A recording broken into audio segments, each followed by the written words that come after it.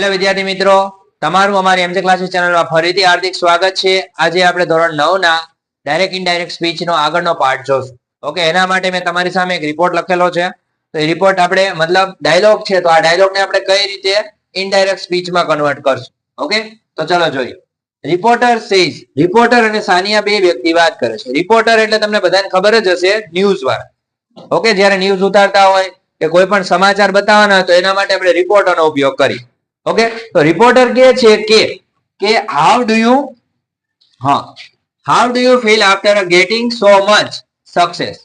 શું કહે છે કે હાઉ ડુ યુ ફીલ, કે તમે અનુભવો છો, તમે કેવું અનુભવો છો આફ્ટર પછી ગેટિંગ સો મચ સક્સેસ, કે તમે સફળ થાવ ને પછી કેવું અનુભવો છો, કેવું તમને ફીલ થાય છે. તો સાનિયા કહે છે, સાનિયા મિર્ઝાને આપણે બધા ઓળખીએ છીએ. ઓકે, ટેનિસ ખેલાડી હતી. તો સાનિયા મિર્ઝા કહે છે આઈ ફીલ અ ગ્રેટ, કે મને ખૂબ જ સારું એવું અંદરથી ફીલ એટલે અનુભવાય છે. બટ પણ I know I have to work harder now, પણ તોય મને સખત મહેનત કરવાની મતલબ સખત મહેનત કરવી ગમે છે એની પાછળ. ભલે હું અંદરથી સારું અનુભવું છતાં હું મહેનત કરું છું વધારે. રિપોર્ટર કહે છે where you nervous while playing in a Wimbledon. Wimbledon યુ ટેનિસને લગતું છે કે જ્યારે તમે ટેનિસ રમતા હોય ત્યારે તમે નર્વસ અનુભવો છો. મતલબ અંદરથી એવું ઘણીવાર થાય, આપણને ખબર છે કે બે વ્યક્તિ સામે રમતા હોય તો ઘણીવાર એવું થતું હોય કે આપણને સમજાય અથવા માની લો કે એમ થાય કે ભાઈ સામેવાળો જીતી જશે તો આપણે શું કરશું. ઓકે, એટલે આપણને અંદરથી એવું ઘણીવાર નર્વસ ફીલ થઈ જાય. ઓકે, અથવા એક બે મેચ જીતી ગયા હોય તો આપણને અંદરથી એવું ફીલ થાય. તો ચલો, સાનિયા કહે છે યસ અ લિટલ, હા મને થોડું થોડું એવું થાય છે, થોડુંક નર્વસ જેવું લાગે છે.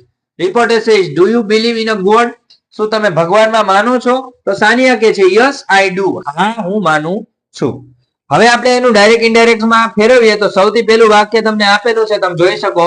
Reporter says how do you feel after getting so much success. તો પાછળ પ્રશ્નાર્થ ચિહ્ન આપેલો છે. તો પ્રશ્નાર્થ ચિહ્ન હોય તો હવે એનું તમે આન્સર બનાવો તો શું થાય, આસ્ક આવશે. તો આપણે લખી શકીએ કે Sania ask reporter, sorry reporter નું છે ને, રિપોર્ટર પૂછે તો અહીં લખવાનું રિપોર્ટર આસ્ક સાનિયા. ઓકે, હવે તમે જોઈ શકો છો અહીંયા તમને હાવ આપ્યું છે તો હાવ ની અંદર તમારે ઇફ લગાડવાનું થતું નથી. તો અહીં લખી શકો તમે હાવ. હવે તમને યુ આપ્યું છે તો એ કોને પૂછે છે, સાનિયા. એટલે સાંભળનાર કોણ છે, સાનિયા, એટલે સી થયું. તો સી. હવે તમને શું આપ્યું છે, ફીલ. તો આપણને ખબર છે વર્તમાન કાળ હોય તેનું આપણે ભૂતકાળ કરીએ તો ફીલ નું શું થઈ જશે, ફેલ્ટ. પછી તમારે બીજો કોઈ ફેરફાર કરવાનો નથી. પછી એમને જોડી દેવાનું છે કે આફ્ટર ગેટિંગ સો મચ, અહીંયા આવશે સક્સેસ. અહીંયા ફૂલ સ્ટોપ, પેલું વાક્ય પૂર્ણ. કોઈ વાંધો છે આમાં? ઓકે, ચલો પછી. હવે સાનિયા કહે છે આઈ ફીલ ગ્રેટ, કે હું ખૂબ જ સારું અનુભવું છું. તો સાનિયાએ શું કર્યું, જવાબ આપ્યો. તો આપણે લખવાનું સાનિયા રિપ્લાઇડ, જે ત્યાં લખવાનું સાનિયા રિપ્લાઇડ ધેટ. પછી લખવાનું આઈ ફીલ ગ્રેટ. તો એમાં સાનિયા લખ્યું છે તો સાનિયા કે છે ને, તો સાનિયાને એવું સારું લાગે છે. શું આવશે, સી ફેલ્ટ ગ્રેટ. જો હવે ઈ કે છે કે સી ફેલ્ટ ગ્રેટ. ચલો અહીં સુધી વાંધો છે કોઈને તો કહીજો મને, તકલીફ હોય તો બોલજો. સમજાણું. હવે પાછું એને એડ કર્યું. પેલા એને શું કીધું કે હું સારું અનુભવું છું, પણ એટલે પાછું એની જ વાક્ય બોલે છે. કોણ બોલે છે, સાનિયા. તો અહીંયા આપણે એડ કરી શકીએ, એડ. હવે એને વાક્ય એડ કર્યું એટલે ફરીથી રિપ્લાય લખવાની જરૂર નથી. ધેટ, અહીંથી ધેટ થી જોડી દઈ. પછી શું આવશે, I know I have to work harder now. તો એનું શું થશે, તો એ કે છે કે ન્યુ, મતલબ આપણે જોઈ શકીએ તો સી એડેડ, આપણે એડ કર્યું ને, બસ ધેટ સી. બટ રહ્યું એને આપણે કાઢી નાખવાનું, એની જગ્યાએ આપણે શું લખી શકશું, હા એડેડ સી. નો આપ્યું છે, નો એટલે કે નો ડબલ્યુ, જાણે છે તો એનું શું થઈ જાય, ભૂતકાળ. તો સી ન્યુ. પછી શું આવશે, આઈ હેડ ટુ વર્ક હાર્ડર. તો એમાં તમારે શું લખવાનું આવશે, તો સી હેડ, કેમ કે આઈ નું શું થઈ જશે, સી થઈ જશે ને. તો અહીંયા આવશે સી હેવ નું શું થઈ જાય, had. She had work harder. Okay, now now આપ્યું છે એનું શું થઈ જશે? તો નાવમાં આપણે ચેન્જ કરવો પડશે ને, તો નાવમાં શું થઈ જશે? ધેન. ચલો ફરીથી એકવાર જોઈ લ્યો. સાનિયાએ જવાબ આપ્યો કે she felt great and added that she knew she had worked harder that. સાનિયાએ કીધું કે હા, મતલબ એને જવાબ આપ્યો કે એ સારું અનુભવે છે, પણ તો આપણે એડેડ કર્યું વાક્ય, ઈ નહીં વાક્ય બોલે છે, તો that she knew she had worked harder than. હવે આગળ શું કે છે? Reporter, were you nervous while playing in the wilderness? તો રિપોર્ટર કે છે, એને પૂછે છે, બીજી વાર પૂછ્યું ને, તો માની લો કે એક ને ક્વેશ્ચન બીજી વાર પૂછે તો એમાં આસ્ક આવશે, તો લખવાનું શું? Reporter ask. અહીં લખીએ આપણે, રિપોર્ટર આસ્ક. કોને પૂછે છે? સાનિયાને. સાનિયા કોણ છે? સી. એટલે એનું શું થઈ જાય? હર થઈ જશે. આસ્ક હર. પછી શું લખ્યું છે? Where you nervous. તો વેર લખ્યું છે, એમાં તમારે યુ નું ચેન્જ કરો તો શું થઈ જશે? જો સી છે, કેમ કે એક વ્યક્તિ છે, બહુવચન હોય તો વેર આવે ને, તો આપણે એનું ચેન્જ કરી શું થઈ જશે? She was. પછી પાછળનું જોડ દેવાનું, નર્વસ. પછી તમને આપ્યું છે વાઇલ પ્લેઇંગ, તો એમાં તમારે કોઈ પ્રકારનો ચેન્જ કરવાનો નહીં, તો લખવાનું અહીંયા વાઇલ પ્લેઇંગ ઇન વિલ્ડમ્સ. Sorry, Wimbledon. રેડી? આ તમારું વાક્ય પૂરું. હવે એમ કે છે સાનિયા, તો સાનિયાએ શું કીધું? અંદર તમને કીધું છે Sania says yes a little, કે હા મને થોડુંક એવું લાગે છે. તો આપણે એનો આન્સર દેવાનો, તો શું આવશે? મતલબ ઈ કે છે કે સાનિયા ધેટ અ લિટલ. હવે લિટલ નું નર્વસ છે, આખું જોડવું હોય તો તમે જોડી શકો, તો અહીં લખી શકો સી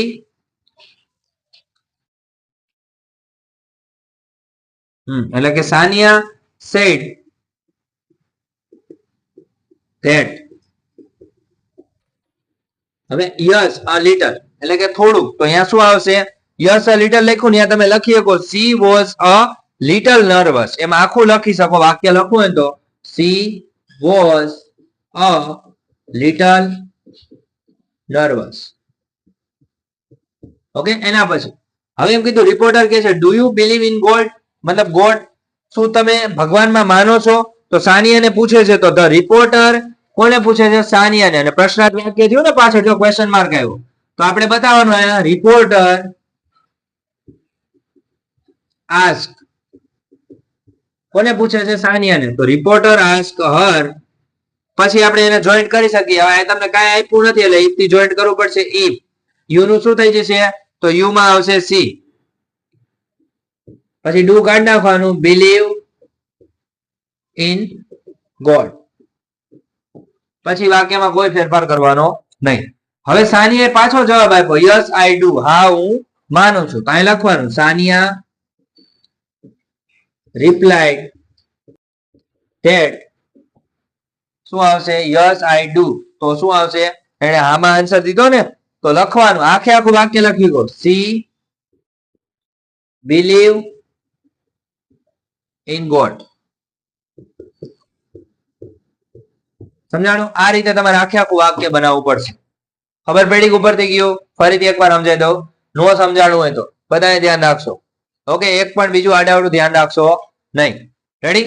તો ચલો, અહીંયા તમને કીધું છે કે રિપોર્ટરે પેલા વાત કરી સાનિયા સાથે, તો રિપોર્ટર સાનિયા સાથે વાત કરે છે, તો રિપોર્ટર સેડ્સ that how do you feel after getting a so much success. Success મેળવવા, મતલબ સક્સેસ તમને મળે તો તમે કેવું ફીલ કરો છો? તો સાનિયા કે છે કે Sania says I feel great, હું સારું એવું ફીલ કરું છું, બટ પણ I know I have to work harder નાવ.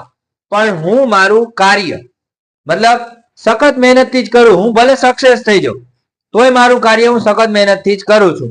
પછી રિપોર્ટરે કીધું વેર યુ નર્વસ, મતલબ તમે માની લ્યો કે મતલબ કોઈક વાર નર્વસ થાવ છો while playing in a wilderness, મતલબ જ્યારે તમે રમતા હોય ત્યારે તમે થોડું કે નર્વસ થાવ છો. તો યસ આઈ ડુ, મતલબ યસ અ લિટલ, હા હું થોડી થઉં છું. પછી કે છે do you believe in God, કે તમે ભગવાનમાં માનો છો? તો કે હા યસ આઈ ડુ. એનું વાક્ય આપણે આ રીતે ચેન્જ કરવાનું. જો આવું પૂછાય ખરું, ધ્યાન રાખવાનું ક્યાં શું ફેરફાર કર્યો ની ખાસ કરીને જોઈ લો. ઓકે, આમાં કોઈ તકલીફ છે કે વાક્યમાં? કોઈ પણ વાક્યમાં એવું હોય કે ભાઈ આ મને સમજાણું નહીં, શું કામ લખ્યું, તો બોલી શકો છો. છે કોઈને? બોલો. યુનું સી એટલા માટે થાય, જો અહીંયા કીધું છે રિપોર્ટર કે છે કે do you believe in a God, શું તમે ભગવાનમાં માનો છો? તો યુ એટલે બીજો વ્યક્તિ, મતલબ બીજો પુરુષ થયો કે ન થયો? તો બીજો પુરુષ કોણ છે? સાનિયા. સાનિયા કોણ છે? તો સી. એટલા માટે આપણે સી કર્યું, યુ નો ચેન્જ કર્યો ને એટલા માટે આપણે સી આવ્યું. બીજો કોઈ પ્રશ્ન? ચલો છોકરાઓમાં છે? ઓકે, ચલો આપણે અહીંયા સુધી રાખીએ છીએ. આના પછીનો નેક્સ્ટ મતલબ ડાયલોગ આપણે એના પછીના વિડીયોમાં જોઈશું. ઓકે વિદ્યાર્થી મિત્રો, હજી કઈ ડાઉટ પડે, કદાચ કઈ મિસ્ટેક થતી હોય, નો સમજાતું હોય તમને, તો તમે મને કોમેન્ટ્સમાં કહી શકો છો. અને તમને ન સમજાતું હોય તો તમે મને ગમે ત્યારે પૂછી શકો છો. Okay, thank you so much. જય હિન્દ, જય ભારત.